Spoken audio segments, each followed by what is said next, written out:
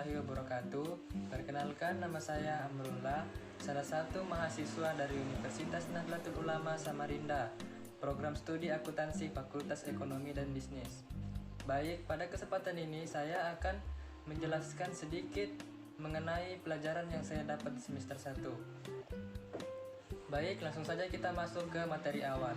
Apa itu ilmu ekonomi? Ilmu ekonomi adalah ilmu yang mempelajari tingkah laku manusia untuk mendapatkan dan mengelola sumber daya yang terbatas. Ilmu ini muncul karena manusia memiliki kebutuhan dan keinginan yang tidak terbatas, tetapi sumber daya yang tersedia untuk memenuhinya terbatas. Selanjutnya, definisi ilmu ekonomi. Ilmu ekonomi didefinisikan sebagai suatu studi tentang bagaimana manusia secara individu dan secara berkelompok atau masyarakat membuat pilihan dalam menggunakan sumber yang terbatas sehingga ia dapat digunakan untuk memenuhi keinginannya secara semaksimal mungkin. Pendekatan ilmu ekonomi. Sumber informasi terhadap gejala yang timbul dalam perekonomian membutuhkan dukungan data yang diperoleh dengan dua pendekatan. Pertama, pendekatan teoritis. Syarat dengan pengembangan teori-teori ekonomi, pendekatan kuantitatif dan pembentukan model-model yang rumit.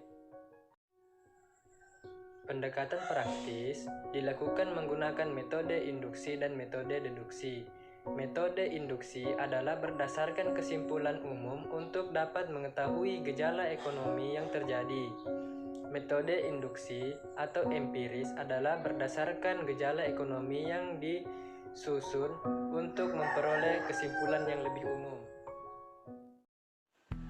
Perekonomian pasar bebas berdasarkan fungsi kegiatan ekonomi yang dijalankan, pelaku kegiatan ekonomi dalam setiap negara dibedakan kepada tiga golongan, yaitu: pertama, perusahaan, berfungsi sebagai produsen barang dan jasa yang diperlukan rumah tangga, pemerintah, dan perusahaan lain.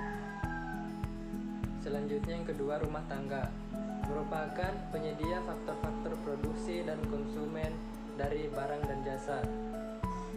Pemerintah bertindak sebagai pengatur kegiatan ekonomi dan produsen barang yang tidak dapat dihasilkan pihak swasta ataupun perusahaan. Masalah ilmu ekonomi. Masalah ilmu ekonomi timbul sebagai akibat ketidakseimbangan di antara keinginan masyarakat dengan kemampuan faktor-faktor produksi untuk memenuhi keinginan tersebut. Dapat diterangkan ke dalam tiga masalah pokok dalam perekonomian sebagai berikut.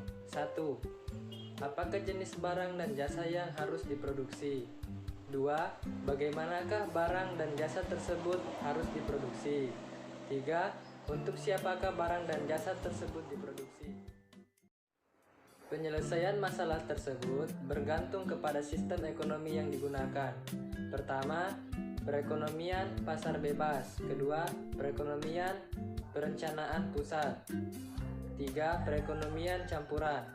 Sistem ekonomi ini menyelesaikan tiga masalah pokok dalam perekonomian, yaitu apa, bagaimana, dan untuk siapa. Terdapat dua ruang lingkup ilmu ekonomi, yaitu ekonomi mikro dan ekonomi makro.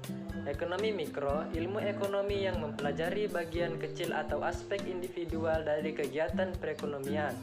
Analisis ekonomi mikro menggunakan analisis konsumen dalam menggunakan pendapatannya, dalam produsen dalam menawarkan barangnya. Dalam pasar, ekonomi mikro juga disebut sebagai teori harga, karena inti dari ekonomi mikro adalah penentuan harga. Ekonomi makro, ilmu ekonomi makro mempelajari keseluruhan perilaku ekonomi yang berkaitan dengan penggunaan faktor produksi yang tersedia secara efisien demi mencapai kemakmuran masyarakat yang maksimal. Ekonomi makro dikenal juga sebagai teori pendapatan karena inti ekonomi makro adalah penentuan tingkat kegiatan ekonomi yang diukur dengan pendapatan. Kegiatan ekonomi produksi. Produksi adalah kegiatan yang bertujuan untuk menghasilkan atau menambah nilai guna dari barang dan jasa. Contoh, ketika penjual tas mengubah kain menjadi tas buatannya, penjual tas tersebut melakukan kegiatan produksi karena menghasilkan barang dan jasa. Konsumsi.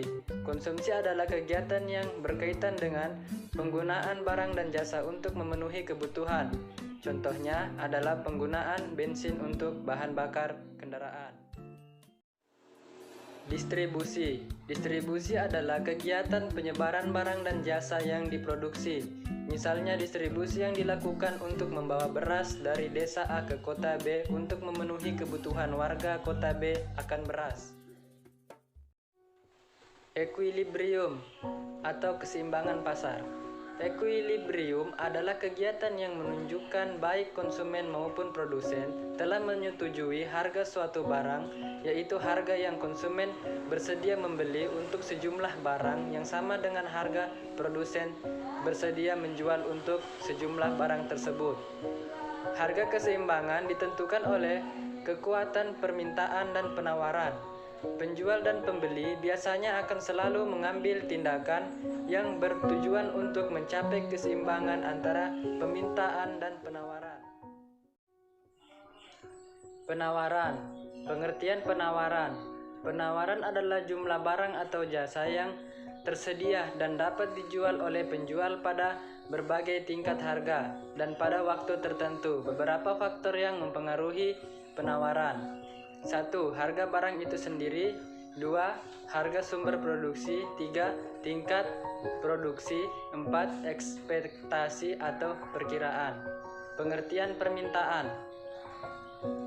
Permintaan adalah jumlah barang atau jasa yang ingin dan mampu dibeli oleh konsumen pada berbagai tingkat harga dan pada waktu tertentu. Beberapa faktor yang mempengaruhi permintaan. 1. Harga barang itu sendiri. 2. Harga barang lain yang berkaitan. 3. Tingkat pendapatan. 4. Selera konsumen. 5. Ekspektasi atau perkiraan. Pasar persaingan sempurna.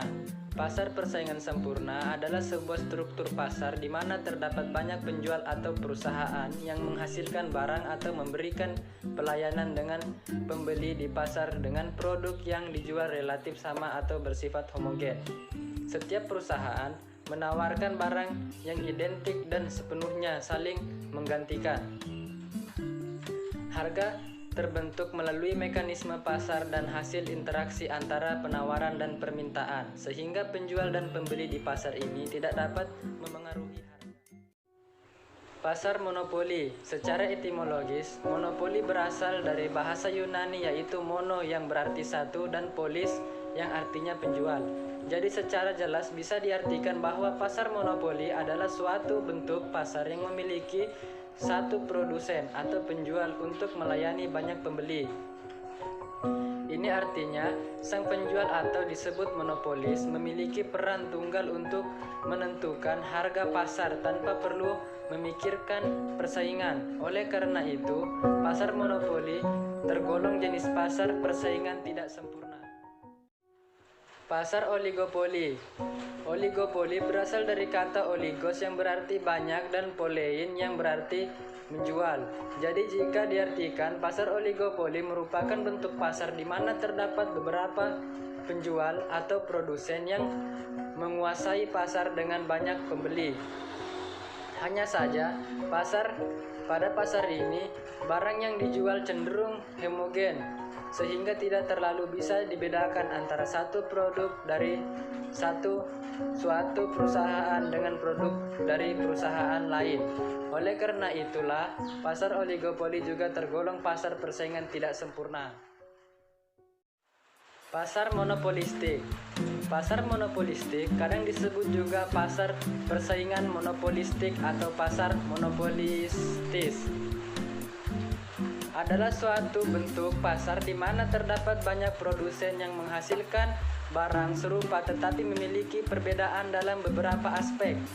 Penjual pada pasar monopolistik tidak terbatas, namun setiap produk yang dihasilkan pasti memiliki karakter tersendiri yang membedakannya dengan produk lainnya. Contohnya adalah sampo, pasta gigi, dan lain-lain. Meskipun fungsi semua sampo sama, yakni untuk membersihkan rambut, tetapi setiap produk yang dihasilkan produsen yang berbeda memiliki ciri khusus. Misalnya perbedaan aroma, perbedaan warna, kemasan, dan lain-lain.